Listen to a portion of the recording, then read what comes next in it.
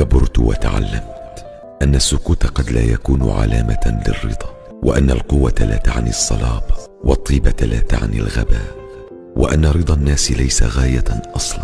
تعلمت ألا أكون نسخة مقلدة من شخص آخر، وأن أشق طريقا ثالثا حين أخير بين طريقين لا أرغبهما، وأن باستطاعتي أن أشتري لحافا آخر لأمد قدمي كما أريد.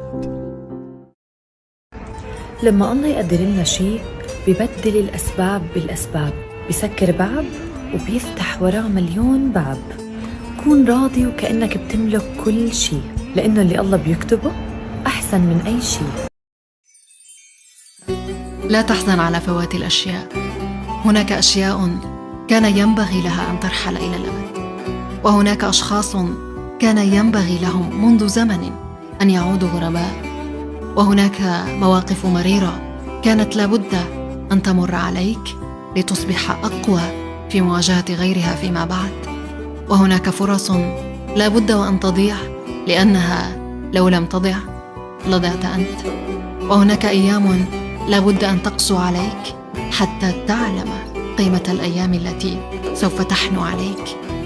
لا تنظر لكل ما كان مرا على حقيقته، بل انظر إليه على ما أدى إليه، وما غرس فيك من بعده، وما أنقذك من الوقوع فيه، وما فتح لك من أبواب كانت غائبة عن أعينك.